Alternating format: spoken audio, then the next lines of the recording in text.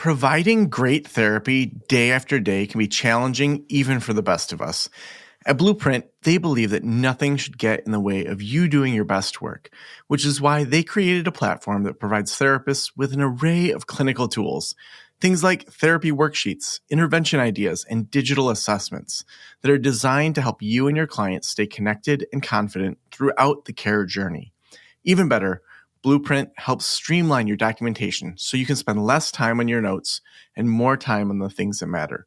To learn more and request a 30-day free trial, visit blueprint-health.com. Again, that's www.blueprint-health.com.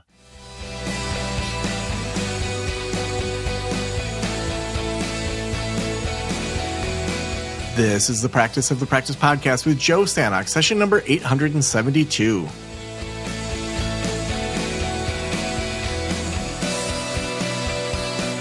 I'm Joe Stanok, your host, and welcome to the Practice of the Practice podcast. I remember in 2003, that summer, my grandfather, Grandpa Stanok, passed away. And also that summer, our family dog, Biscuit, passed away. And I went to, there was a hospice offered a certain number of counseling sessions. And so I was in grad school at the time, and hospice offered them because my grandpa had been in hospice. And I was talking with this therapist, and as I was talking to her, she talked about how the loss of a grandparent and also the loss of a pet were two areas of grief that are often overlooked, and how often people don't really think through what it means to have that kind of loss. If you lose a child, or if you lose a parent, or if you lose, all these other areas in your life, it's people often pour out the emotions, but the grief around a pet loss and the grief around a grandparent loss just were ones that she pointed out, a lot of people just expect you to just move on from. And, I'm really excited that today we have Beth Gustin, who's joining us. And Beth, being born blind, never stopped Beth from accomplishing her goals. It did give her a unique perspective on a different kind of grief and loss. Combined with this and her personal experience of human, pet, and service dog deaths throughout her life, and professional training and certification in grief and loss, and transitioning through Change PLLC, it just made sense for her. Beth uses humor, empathy, and wisdom to guide clients on their grief journey. Much like a guide dog, teamwork therapy is similar. Beth, I'm so excited to have you here on the Practice of the Practice podcast. Thank you. I'm really glad to be here. Yeah, well, let's talk about pet grief. How did you get into this work? It's one of those things where I think the universe sort of told me this is where I was supposed to be, just through the way life worked out and experiences in life. It's something I've always had an interest in just because of my personal experience with pet loss, and there are not a lot, at least to my knowledge, of resources out there for pet loss grief. And so when I ran across a training through the Association of Pet Loss Bereavement, it's actually Association of, APLB, yes, of Pet Loss Bereavement, I took it. And it was extremely beneficial. It's not designed for mental health professionals, and I honestly think it should be. Not only because I thought I was back in grad school again because it was intense, but because it's something that I think a lot of therapists experience with their clients and don't have a lot of training in. And for me, it's just felt like a natural place to be. It's something I can relate to personally. It's something that I think there's a huge need for professionally. Yeah. No. So what were some of the things that you learned in that training? We talked a lot about the differences, like how pet loss can be different than human loss and why it's so much harder. And we talk a lot about end-of-life care for the pets and helping someone navigate the anticipatory grief and the euthanasia process, or if they want hospice at home for their pet. There's a difference in those two things. It was an 8-week course, and it really gave me a broader understanding of, just like I said, the differences between pet loss and human loss and why it's so hard. What are some of those differences that you learned there or that you've seen in your clinical work? Both there and in clinical work, one of the biggest differences is our pets, and I'm going to separate that from service dog because that's a whole different type of grief and loss process, in my opinion. But with pet loss, we tend to see it's much harder because oftentimes, if we don't have a large circle of support, our pets are our only source of support. Our whole life revolves around their care and their routine. So not only do you lose that pet, but you lose that routine and the secondary losses associated with that. Pets are often someone that we can talk to that's non-judgmental, that's unconditional love. We don't get that from humans. And so it can hurt a lot more in some cases than a human death might. Now, you had said that to kind of separate out a service dog from, the average family pet, and part of that being how reliant someone is with their service dog. What are other differences that people should note? Because, as you say this, as I've interviewed people over this last month on their clinical work, a lot of it's things that I've heard around EMDR or grief or just different training areas. It's just, obviously a position of privilege where I don't have a service dog. And it's never occurred to me just that pet loss would be so different from a different pet loss. Like, so just from a personal standpoint, I'd love to hear some of those additional differences of just, the meaning that pet brings as a service dog or a service animal, and how that's a different type of loss. Sure. And I think with service dog is my way of addressing all service animals because I have a service dog. So with service dogs, you not only they're a pet when they're not working, but they're with you in a lot of areas of life where your pet may not be allowed to go, and they're serving as your eyes in my case, since I'm blind. So my service dogs are my eyes. They make sure I get places safely. And so you not only grieve the loss when they retire, because when they retire, we have the option to keep them as a retired service dog as a pet.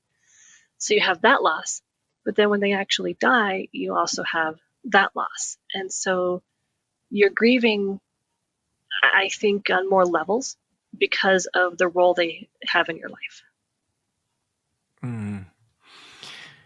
So when you look at the grieving process, like take us through that and what that looks like for pets, for service dogs, and maybe things that are unique in there that maybe wouldn't be top of mind for a lot of clinicians. I think the biggest thing that I have seen in professional work with clients and the trainings is the guilt. I know we experience guilt with human death as well, but I think it is much more intense with pet loss and service dog loss or retirement, largely due in part because we are having to make decisions for our pets and service dogs that we can't talk through with them. So I'm on my 4th service dog right now, and I just had to euthanize my 3rd service dog about 2 months ago. And in thinking through the retirement processes of my past 3 guides who are now deceased, as well as that euthanasia process, there is a lot of guilt that comes up because we don't know what the dog wants. We don't know what's really going on inside. How bad are things? We have a lot of guilt around when is the right time to euthanize. Should it be at home? Should it be at the vet's office? Do I want in-home hospice? And there's a lot of guilt that tends to come after the death of the pet or service dog because we never know. Was it too soon? Was it too late? There's a lot of guilt and a lot of work around self-forgiveness that I do. Now, when you're talking about self-forgiveness, talking about guilt, what are common things, that an individual would feel, guilty about in that situation? A lot of my clients will call me before they choose to euthanize a pet because they want to work through when is the right time and how do I know? And how do I make sure that I'm providing the best quality of care for whatever life they have left? But then I get an equal number of calls for clients after the fact who say, I'm really guilty, I'm feeling horrible, but I didn't do more. I should have done more. And I do think we experience that with human death loss, but oftentimes, depending on the way someone dies, you often have a chance to have some conversations around that, unless it was a sudden death. Whereas with pet loss, we're, depending on your religious beliefs, we're sort of playing God. We're playing the role of God because we are choosing when to end a pet's life. And that's very heavy and brings up a lot of emotions for a lot of people. Yeah. Now, if you are in charge of, the average general therapist and you were like, okay, here are the 3 to 5 bullet points, the master class on pet loss that you would say every single clinician should know, should have as part of their tool bag. What are some of those things that you would deem as essential for any clinician to know about pet loss? I think the biggest thing is holding space. If you're working with anticipatory grief, then helping them make sure they've got a good connection with their veterinarian, because you want to make sure that they're in close connection with the veterinarian, because that veterinarian will help guide them on a better knowing when to make those hard decisions. I think being aware of something called the quality of life scale, which there's a number of them out there online, but it can help you help your client assess on multiple dimensions when it might be time to say goodbye to your pet. I think if it is after the death, really making sure that you process with them what that pet or service dog meant to them, giving them space to tell their story, helping them find ways to honor and memorialize their pet. And like I said, the guilt. There are a lot of different emotions that we go through in our grief process. And with pet loss, I tend to see a lot of guilt. I've also seen a lot of anger at the veterinarian, at themselves, at the situation. And so just kind of knowing what might come up most commonly for your clients in pet loss and having the tools to support them through that. Mm. Now, when you think through case studies, without obviously, giving any confidential information, are there cases that come to mind where you feel like this work really, it like puts a spotlight on what this kind of work can be for you as someone that's helping people through pet loss? I think pet loss is such a disenfranchised grief that one of the biggest things I've seen is just knowing that there are some clinicians out there who do specialize in this and they truly get it. I've heard a lot of clients say, I have a great therapist, but they just don't understand the pet loss piece. They just don't seem to be able to relate to me. They don't seem to be able to really grasp what I'm feeling and what I'm going through. And so in my work, I've seen a lot of people kind of needing to find someone that they truly can connect with around that piece and who really can relate to it. It's unfortunate because I get more calls for support across state lines than I do in my own state, which is challenging because I'm only licensed in Colorado. So trying to figure out a way to meet those needs or spread the word that other therapists should become trained in pet loss grief. Mm-hmm. Now, when would you say it's worth referring out to a specialist like you compared to someone just kind of managing it on their own within their practice? I think so I'm going to back up. In my training, they say if you're just doing pet loss grief, then usually 1 to 3 sessions can resolve it. Now, with my therapist lens, I have seen some different. I don't believe that because our pet loss grief brings up a lot of other stuff for us. As we know as therapists, grief brings up a lot of things from our past. And so I would say if you are noticing that your client is kind of stuck in their grief, they're not able to move forward, they're still experiencing and exhibiting a lot of symptoms of grief, refer out, because sometimes it just takes a different perspective, or it takes that relatedness piece for a client to be able to feel able to move forward.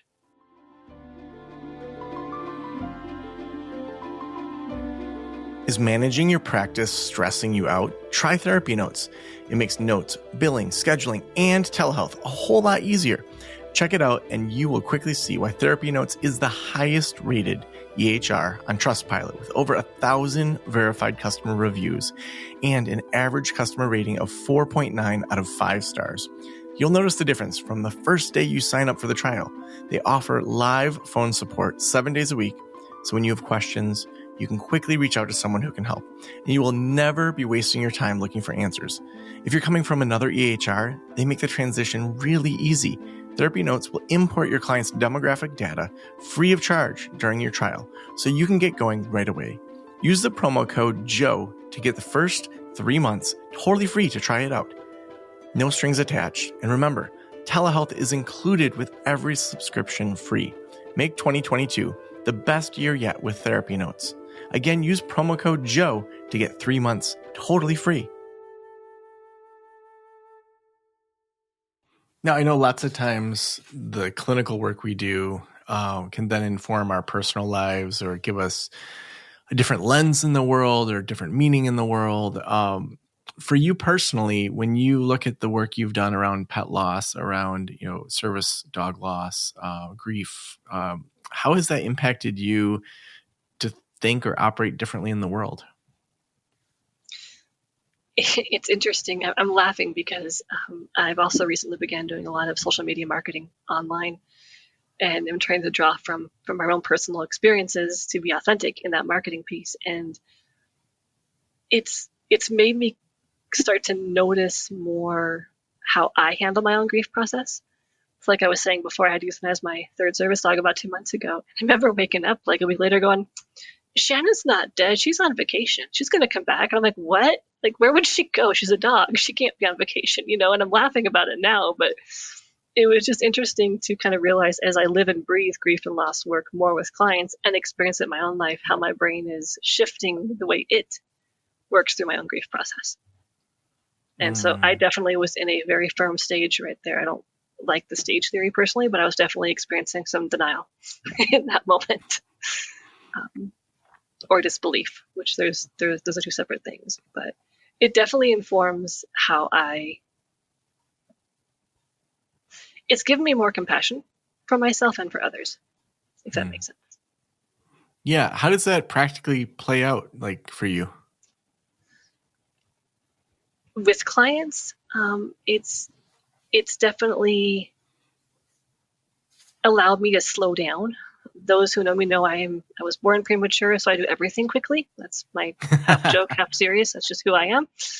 I talk fast, walk fast. Everything is yesterday. And so by fully niching into grief work and further into pet loss grief as a niche, it's definitely helped me slow down. And in slowing down, I do tend to find I have more compassion. Yeah. From like a macro, broader society standpoint, like from advocacy or things like that, what do you think should change in regards to just pets or the way people view pets? It can be around pet loss, or it can even just be pets in general. What would you like to see from a macro societal change? Yeah, there's different types of bonds that we can have with our pets. And I feel like the biggest challenge that a lot of my clients face is because the grief is disenfranchised, there isn't a lot of support. It's like, oh, it's a dog. Go get another one. No, it doesn't work that way. It's just a cat. I mean, who cares about cats? Well, the person that just lost their cat does. And so I think I don't know how we do this, but I think it's helping people understand the role that pets can play in our lives and the benefits that we can reciprocably, I can't say that word. Big words are hard, but that we can both gain from we and all give. Have those moments. We do. But there's mutual benefits of owning pets and having pets, and really allowing us to see how much of a role those pets can play in our lives, no matter how old you are. I think about children and the bonds they form with pets. I think about seniors and the bonds they form with pets and what that pet symbolizes to them. And I wish all of society could just realize it's not just a dog, and it does, or a cat or a bird or a horse, and it really does hurt. We do grieve that loss very deeply. Now, as you look forward to your career, how do you think this will continue to inform it? Like, where are you headed? Where do you see changes based on what you've already learned in regards to pets, pet loss, service animals, all of that? I do see a slow shift towards pet loss grief being more accepted and slowly being more understood. I do see more articles on pet loss grief and more social media groups. For me personally, I'm trying to figure out what I can offer that isn't just limited to Colorado. So kind of thinking about like grief retreats around pet loss, or, how could pet loss coaching differ from pet loss grief counseling kind of thing. Because I do see, like I said, there's a huge need. There's a lot of gaps to be filled still. And a lot of people don't know that there are therapists who specialize in pet loss grief. So just finding ways to get that word out for those of us who do.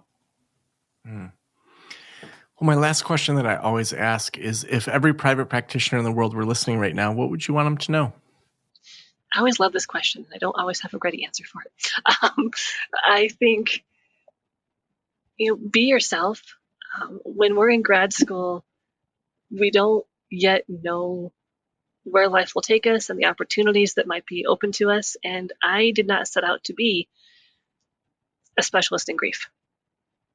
It took me a number of years to get here. So be open-minded, don't be attached to the outcome, and let life kind of guide you where your heart wants you to go. So awesome. And Beth, if people want to connect with you, if they want to look at your website, where should we send them? The website is transitioningthroughchange.com, and all my contact information is there. So awesome. Well, thank you so much for being on the Practice of the Practice podcast today. Thank you for having me. I'm glad to be here.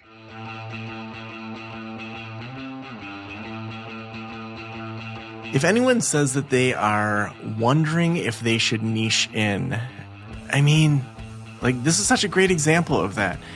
To find an area that you enjoy, that you have a unique perspective in the world, that is something you've been through or you care about. I mean, for Beth, with all the different things that she's overcome in her life, and then to be able to incorporate, her use of service animals and, her relationship with service animals and the grief of losing service animals is so amazing to see that you can create a career out of that much of a niche. And, I think it really points to, like, who would you want to see if you lost your service dog? Someone who doesn't have pets, someone who maybe had pets here and there, or someone who has lost 3 service animals and now has her 4th service dog. And so it really points to how we can niche and we can find ways to be in the world, that we show up in a way that is fulfilling to us. Even just yesterday, I was listening to someone lament about their job, and I just had such appreciation that I get to do these types of interviews. I get to do consulting with people. I get to innovate and come up with things. And, it hasn't always been easy. There's been times I second guessed it. There's been all sorts of different things. But to be able to genuinely create the career that I want and to come up with new ideas with a team, and it's just so amazing to be able to do that. So go out there, go get them, think through parts of your career that you're just like, I hate this, and see if you can shed some of it. See if you can add some niches in that you really enjoy. We're doing all sorts of innovation over here at Practice of the Practice. By the time this goes live, our website redesign should be completely done. Jean and the entire IT team has been doing this through the first and second quarter of the year, and making it faster and doing a much more streamlined redesign. As well, within our membership communities, we're doing all sorts of trainings for our members around not just clinical issues and not just business issues, but using tools like AI and things like that to inform how we do things and how we can do things quicker and more efficiently within our practices. So a lot of really cool innovation happening. If you want to get connected to us, there's lots of opt-ins and resources that can help you. Practiceofthepractice.com is our main hub. And if you want any of those free resources, we list them all out over at pillarsofpractice.com. But we couldn't do this show without our sponsors. Today's sponsor is Therapy Notes. Therapy Notes is the best electronic health records out there. It also comes with teletherapy. They'll help you switch from whatever platform you're on. And we have a direct relationship with them where, we can give them feedback and give them ideas. And so it's a great service, therapynotes.com. Just use promo code Joe at checkout and you'll get 2 months for free. Thank you so much for letting me into your brain and into your ears. I flipped that for the first time in 800 episodes. So Thank you for letting me into your ears and into your brain. Have a great day. I'll talk to you soon. Special thanks to the band Silence is Sexy for that intro music, and this podcast is designed to provide accurate and authoritative information in regard to the subject matter covered. It is given with the understanding that neither the host, the producers, the publishers, or guests are rendering legal, accounting, clinical, or other professional information. If you want a professional, you should find one.